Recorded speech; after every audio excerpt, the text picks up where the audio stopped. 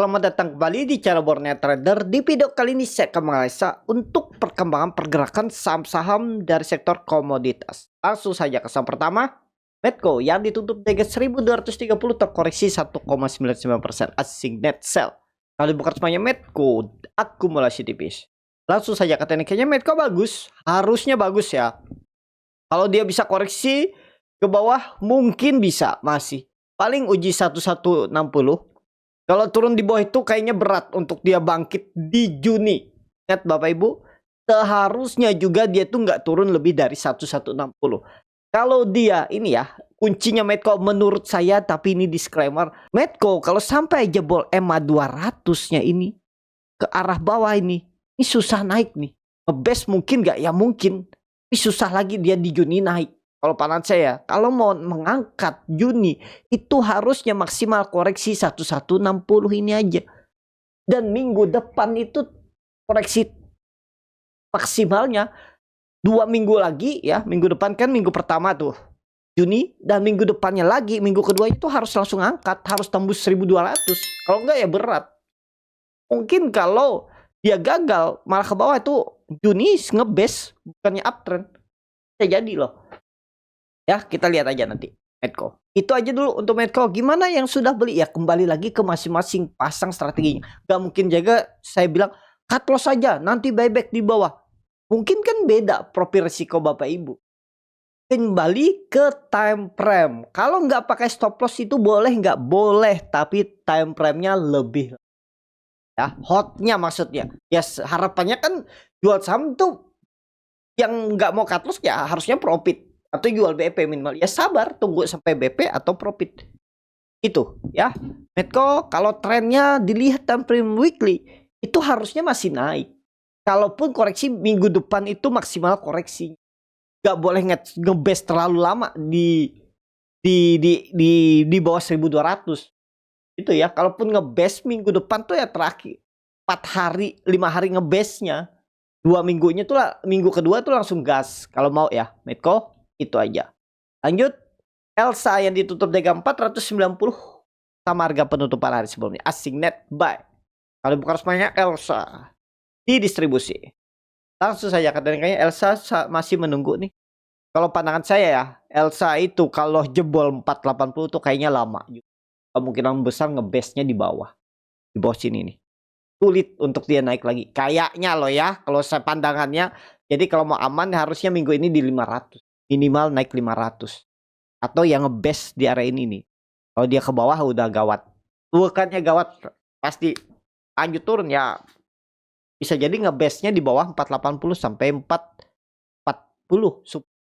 Ya, itu aja dulu untuk Elsa. Kalau Elsa saya wait and see. Belum menarik. Lanjut. Pegas yang ditutup dengan 1820 terkoreksi 0,27%. Asing net buy. Kalau dibongkar semuanya Pegas di distribusi. Sepertinya rebalancing ya. Jadi hari Rabu kemarin itu anomali pergerakan. Kenapa? Karena ada rebalancing MSCI. Ya. Jadi ada pun saham-saham yang tidak keluar atau masuk MSCI itu tetap kena rebalancing. Biasanya di dalam MSCI-nya pun mereka bisa rebalancing, mengurangi atau menambah posisi seperti itu. Ya, jadi Pegas candle hammer terbalik. Sama nih Pegas ya.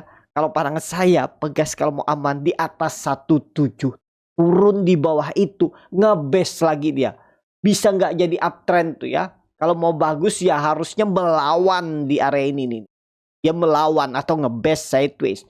Baru tuh sinyal dia ke 2000. Tapi kalau di Pegas nih turun di bawah 1775. Potensi ke bawah lagi. False breakout.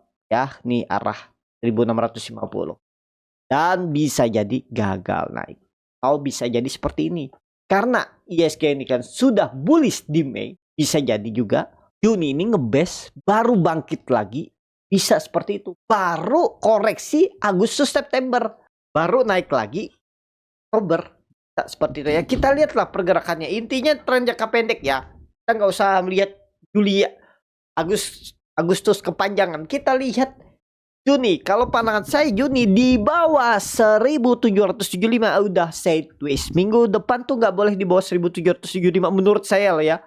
Itu untuk Pegas. Lanjut PGO yang ditutup di harga 1350 menguat 0,37%. Asing net sell. Kalau bukan semuanya PGO akumulasi. PGO lagi sideways. Nah, kalau PGO itu sama sebenarnya. Kalau ngebest boleh lah. Dia di atas 12 ya sama. Kalau dia turun sampai 1220, 1200 tuh kayaknya lemah juga ya. Kita kasih toleransi 1220. Kalau mau bagus ya harusnya ini kita pakai. Nah, ini aja ya. 1300, di atas 1300 aman. Nah, seperti ini ya. Kita pakai angka genap aja. Nanggung seperti yang tadi. Nah, ini kan kelihatan nih. Kalau mau aman, dia harus ngebest di atas 1300 support, resisten 1400, 1420. Kalau dia jebol 1300 tuh bisa agak lama dia di bawah ya. Tapi kita lihat aja nanti. Dan konfirmasinya PGO itu sebenarnya kalau dia jebol 1200 tuh bisa downtrend di Juni. Kita lanjut ke bawah, hati-hati itu ya. Menurut saya kalau memang bisa breakout 1400 minggu depan, 1600 sangat mungkin 1700 PGO. Lanjut MDKA yang ditutup di harga 2020 terkoreksi 0,98%. Asing net sell. Kalau bukan semuanya MDKA akumulasi. MDKA masih oke lah. Kalau dia jebol 1970, nah itu Bapak Ibu pertimbangkan bisa jual dulu tuh. Ya. Dengan cut loss berapa? Dengan cut loss 3% kan daripada di bawah melorot sampai 1500-an, 1700-an menurut saya. Kalau mau bagus dia nggak boleh turun di bawah EMA 200-nya. Itu aja simple. Kita lihat minggu depan. Targetnya minggu depan kalau dia tembus 2150 gas. Tembus 2150 minggu depan 2500 2400 tuh ada peluang MDKA di Juni. Lanjut MBMA yang ditutup 360 menguat 1,69%. Asing net buy. Kalau bukan semuanya MBMA akumulasi. Ada rebalancing. Tapi Bapak Ibu perhatikan ya, anehnya rebalancingnya MBMA itu kan infonya dari tanggal 6 bulan lalu tuh dia masuk MSCI. Tapi Bapak Ibu perhatikan dari 16 bulan lalu gak ada lah sekalipun dibeli asing. Asing ada beli tapi tipis, dia asing malah jual. Dan asing baru beli lagi di hari kemarin pas rebalancing 28. Cuman beli 23 miliar. Bayangin ya, aneh nggak seperti itu ya. Berarti mungkin MBMA ini nggak terlalu tertarik asing. Cuman secara teknikal bagus. Supportnya kalau support kuat ya 330. Tapi sebenarnya kalau sampai nih ya Bapak Ibu, kalau sampai dia jebol 350 lemah. Menurut saya lah ya. Jebol 350 lemah. Ya cut loss aja lah. 3% cut loss. Target kemana nih kalau jalan minggu depan? Ya 400. Minimal 400. Kita lihat mampu gak MBMA ya. Lanjut BRPT yang ditutup terkoreksi 6,66% ke harga 1260. Asing net sell. Kalau bukan semuanya BRPT di distribusi. BRPT wajar koreksi karena sudah naik tinggi. Apakah lanjut koreksi? Harusnya enggak. Harusnya enggak. Kalau memang ISG bullish diangkat lagi nih. Support sekarang saat ini 1200 jebol itu lemah menurut saya. Mungkin nggak dia nge-swing bawah 1100 terus naik. Ya di market tuh semua bisa terjadi. Seperti ini atau seperti ini.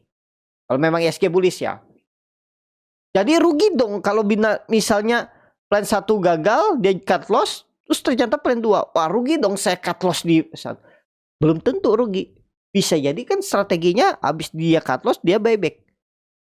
Profitnya bisa sama atau lebih besar. Tapi rugi bisa juga nggak? Bisa juga rugi. Kalau dia hot turun, terus turun, nggak naik-naik. Atau dia cut loss di plan 1, berharap mantul dari 1200, ternyata cut loss, 2 harinya tiba-tiba rebound. Nggak sampai bawah tiba-tiba rebound. Rugi juga, ya itu. Gimana cara mengantisipasi seperti itu supaya sempurna? Nggak bisa. Saya nggak bisa Bapak Ibu sempurna di market. Kenapa? Market itu kunci utamanya tuh mereka tuh memainkan psikologis kita sebagai trader investor. investor tuh psikologisnya diganggu dengan melihat harga saham turun terus, padahal fundamental bagus. Akhirnya takut kan, putus harapan, cut loss saja, jangan-jangan benar salah di fundamental. Karena nggak yakin, nggak punya conviction, nggak punya analisa fundamental yang menurut dia cukup bisa dia pegang. Gimana cara analisa fundamental? Ya Bapak Ibu harus alami saham-saham, nggak perlu uptrend downtrend ya. Bapak Ibu alami saham-saham yang menurut Bapak Ibu bagus, Bapak Ibu entry, dan analisanya banyak benarnya fundamentalnya. Kalau teknikal gimana cara mengujinya? Ya Bapak Ibu harus melewati 2 musim. 2 kali musim downtrend, 2 kali musim uptrend IASG-nya. Atau musim sahamnya downtrend, gimana Bapak Ibu cara entry-nya? Saat uptrend seperti apa? Itu yang akan membuat Bapak Ibu bisa punya keyakinan conviction dengan saham. Kalau Bapak Ibu modal feeling doang, ya itu siap-siap selalu dimainin psikologisnya. Kenapa? Ya seperti tadi, saham habis jebol support bisa naik, ada yang jebol support terus turun, gak naik-naik, ya itu. Ya cara menghindarinya punya sistem trade, punya keyakinan, punya sudah sistem trading yang diuji, yang sudah teruji, win rate-nya bagus, ya nggak masalah. Itu. Tapi kembali lagi ini disclaimer ya. Kalaupun Bapak Ibu nggak punya sistem trading, nggak punya analisa fundamental teknikal, cuma modal feeling doang, tapi pakai super dingin uangnya, kira-kira nggak dipakai 10 tahun, ibaratnya jelek-jeleknya, ya nggak masalah juga. Cari aja saham-saham fundamental bagus, beli setiap bulan. Dan seperti itu nggak bisa. Salah nggak salah. Karena time frame-nya lama. Yang nggak pakai uangnya juga. Ya resikonya yang seperti itu tuh cuman kalau terbeli saham tiba-tiba sahamnya delisting, itu aja sih. Selebihnya nggak ada rugi. Mau sahamnya ke Rp1, FCA 50 lengket bertahun-tahun nggak ada rugi. Kecuali delisting, itu aja yang bisa rugi. Itu ya. Jadi itu aja dulu untuk BRPT. Mudah-mudahan sideways-nya di atas 1200. Kalau dia sideways di atas 1200 minggu depan atau Juni itu ada peluang menguji resisten lagi 1500 ya BRPT. Lanjut, brand yang ditutup dengan 6500 terkoreksi 1,14%, asing net sell. Kalau bukan semuanya brand akumulasi TV. Brand lagi sideways. Pokoknya brand nih, ini kan dia udah 2 kali ngebest nih. Mana ngebest pertama? Ngebest pertama 5.900 sampai 6.000 berapa? 6.000 berapa nih? 6.000, anggap aja 6.250, 6.300. Nah, ngebest keduanya ini atas. Menurut saya kalau dia jebol lagi 6.300 buang aja udah. Targetnya minggu depan tembus, kalau bisa ya. Kalau dia tembus 7.000 terus siap-siap bangkit minggu depan ya.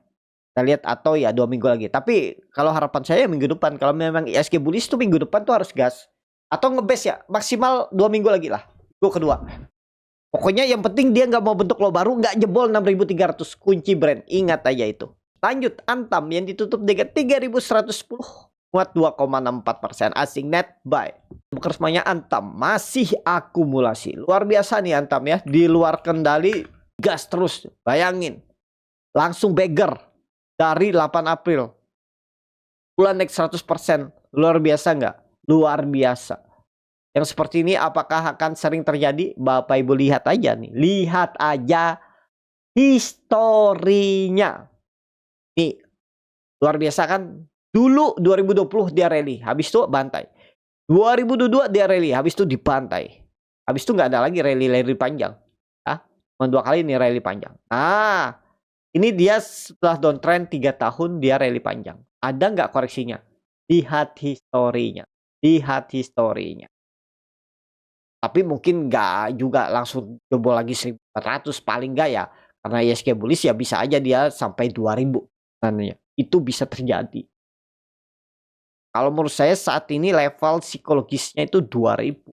Kotar kuatnya kalau dia nanti ada koreksi 2-3 bulan. Ya. Kalau ditanya boleh beli nggak sekarang? Kan asing beli terus. Silahkan. Yang penting Bapak Ibu punya plan seperti apa. Kembali ke masing-masing lah. Kalau trennya ya sebenarnya masih ngangkat lah. Kalau menurut saya bisa jadi. Kalau ISG bullish ya. Peak Antam itu high-nya 2021. 1.400. Naik lebih dari itu. Ya mungkin aja bisa. Tapi disclaimer ya, itu pandangan saya.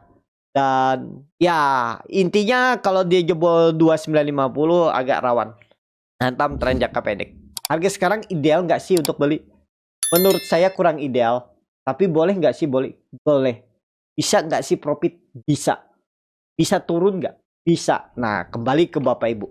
Ya, itu. Untuk Antam, lanjut. Inco yang ditutup di harga 3.510 terkoreksi 0,28%. Asing net buy. Kalau bukan semuanya Inco akumulasi. Inco lagi sideways saat ini. Harusnya di atas 3.400 aman. Ya, di atas 3.400 aman, gak boleh jebol. Dan kalau memang ISG belum mampu ngangkat minggu ini langsung gas. Kalau memang ISG arahnya bullish, dia ngebest di atas 3.400 ngebest. Kalau bisa tembus 3.700 sih minggu depan ya gas 4.400 arah. Kenapa? Karena Inco itu sudah mengatakan 10 down 10. Paling nggak ya 4.000 harusnya disentuh 4.400. Kita lihat Inco di Juni. Lanjut. TINS yang ditutup di harga 1.185 menguat 0,85%. Asing net sell. Bukan sebanyak TINS didistribusi. TINS kita lihat minggu depan harus tembus 1.200. Kalau dia tutup di atas 1.200 minggu depan bagus. Bagus. Ya, kita lihat minggu depan aja. Kalau menurut saya saat ini buy on breakout. Kalau dia minggu depan tembus lagi 1.210 baru beli. Target 1.400. Oh, TINS. Lanjut. Akra yang ditutup di harga 1.275 terkoreksi 1,16%. Asing net buy. Kalau buka semuanya Akra akumulasi. Akra selama nggak jebol 1.000 berapa ya? Kita pakai turunin aja lah. Ya memang kalau dilihat support kuat yang sering disentuh tuh 1.240.